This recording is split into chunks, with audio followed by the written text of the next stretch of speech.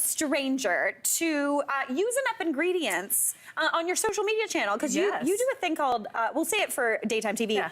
What the heck am I gonna do with this? Yeah, well, you know, you and I develop recipes for a living, so often we have bits and bobs of all kinds of things hanging out, and so we like to use them up. We want to reduce food waste, right? So sometimes I'll look and see what I have. This recipe here is a sort of a wonton-ish soup. Okay. I love making homemade wontons, you know, ginger and garlic and stuffing them in the whole bit. Yeah. But sometimes I look at my freezer, I'm like, I've got a whole stack of wonton skins. Yeah. I don't want to go ahead and make dumplings. No. So I came up with this recipe, and it's a wontonish soup, and we use the wontons and slice them up just like this. Oh, like a noodle.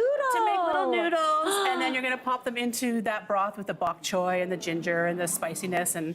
Yes, I God, love you guys are liking this, eh? Yes, it's so good. Again, you're using things that you've got hanging around. Maybe use 10 of those wonton wrappers. They're in your freezer. Use them up in that beautiful recipe. Yeah. You get the flavors, just easier. Absolutely, love it. Great for weeknight meals. I love that. And this is so great. So today you are going to show us something to do with stuff that maybe we got hanging around in our old fridge. Absolutely. So mashed potatoes. Yes. Family favorite, really easy to make, right? Really economical. But often I have a couple cups left over, especially if my boys aren't home, you know. I know. Currently, my mom had people over on the weekend, and she has been trying to pawn off mashed potatoes on me all the time. And it's great. I love a mashed potato.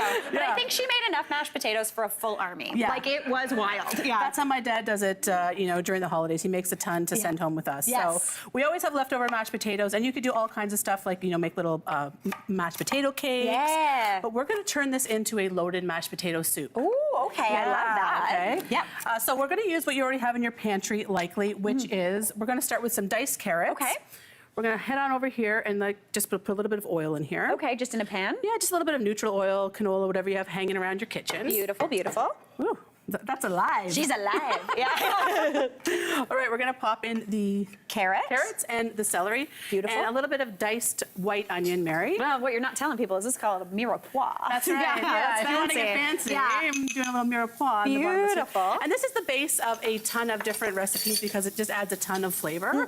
And I always have this stuff in my kitchen, as do you, I'm sure. 100%. Right? And these are things that also last a good long time in your crisper, in your pantry. Onions hanging around, carrots hanging around, you're good to go. Yeah, you're good to go. So we're gonna let those sweat off. You don't really need to let them get color, so we're just letting them to get soft and translucent. Yeah.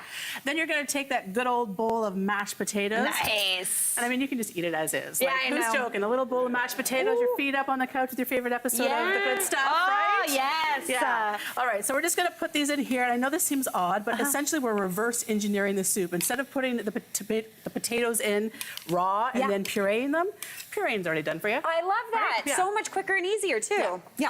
All right, so when they go in, we're gonna just swap out this for a whisk. Okay. And I'm gonna get you to stream that. You're gonna do that The for old me? broth The old in? broth in. Okay, perfect. And we're gonna just stream it in until it comes to a consistency that you like. Okay. All right, so off the top, it might get a little splashy. Okay, I love a splash. That's all right. Oh, we're getting, this already looks Yeah, delicious. right? Yeah. So, of course, at home, you were gonna let those carrots and celery go until they're nice and soft. Yeah. And you know what, Mary, you're gonna make it as thick as you like it. What do you think? I'm feeling good about this. Yeah, look at that. Look Do you at want a how little gorgeous bit that is. more? Do you want a little bit less? What are you thinking? Well, I can't go less, Yeah, I ever. know. I don't know why I offered that. That's one thing you can't take water out. You can't do less. Okay, but I think that looks just about perfect. Yeah, Okay. I like a soup that's got a little bit of a thickness. Yeah, it's going to stick to your ribs, right? We're 100%. coming into that season, soup 100%. season. All right, so that's going to simmer for a few minutes, and when it's done, we are going to transfer it to a bowl. I'm going to show you a little trick here. Oh, let's do it. Okay, what All are we right, doing? so when I serve my soup, instead of just pulling it up here and letting all the, well, of course, not going to do it. No.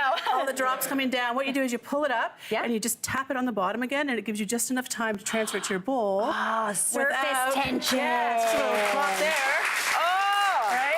Andrea, that was amazing. I did not know One more, this. I think? Yeah, one more. All right, Let's why check not? her in. Fill her up. And then I'm going to get you to garnish with that fully loaded garnishes, which are shredded cheddar, a little bit of crispy bacon, and some green onions. Nice. Now, would you ever say no to a little dollop of some sour cream on there? Never. I will never say no to a little bit of sour cream. No, this looks absolutely stunning, Andrea. Like a full loaded baked potato. What a great way to use up mashed potatoes. Such a good way. Such a good way. Now, you've got a tip on how to use up something that I think we all have had, leftover pizza. I got a bone to pick. I don't like cold pizza. Okay. I like, weirdly, I like room temperature pizza. You know when you haven't put the pizza away yet and it's sitting on your counter? So you've never eaten pizza right out of the fridge? I definitely have, but it's not good. It's not what I want. This could be so much better. This could be better. Yeah, okay. Yeah. So what are we doing? Wait, what are you doing with this? All right, so we're gonna get our pizza. It doesn't matter if you have one piece, two pieces. When you're eating that pizza that night, you're like, I'm gonna save this because I'm gonna save this for some pizza croutons. Okay, yes. I'm into this. Yes. All right, so you're gonna get your cold pizza and you're gonna cut it into cubes, as big or as little as you like. Mary, maybe I'll get you to transfer those to the bowl. Okay, perfect. Just pop them on in. Just pop them in. Cheese and all? Cheese and all. Oh, yeah, okay. And then we're going to drizzle that with a little bit of oil. Okay. It doesn't matter if your cheese pops off the top, like it really doesn't matter. No. Then we're gonna get these onto a sheet pan. Okay. And we're gonna pop them in the oven at about 350 to 375 degrees. Right on. For about 10 minutes. Like, just keep your eye on them. This is like a non-recipe. This is something you have to just kind of like play around with. This is vibes. And what happens is those pizza croutons, all the cheese gets really crispy and the meat gets really flavorful and all those flavors concentrate. And the next day when you're ready to have a delicious salad for lunch, you're gonna pull them out. I'm so sorry. Right? Look at this one. That crunchy cheese on there. So you get that crispy, crunchy cheese, all that deliciousness, and you just pop it on a salad? Pop it on a salad. Ooh, I love this, Andrea Buckett. If you want to get your kids to eat salad, this is how you make friends with salad. That's what I'm going to say. Andrea, this looks absolutely fantastic. I'm going to eat a pizza crouton because it's my new favorite word. Hey, Mary here.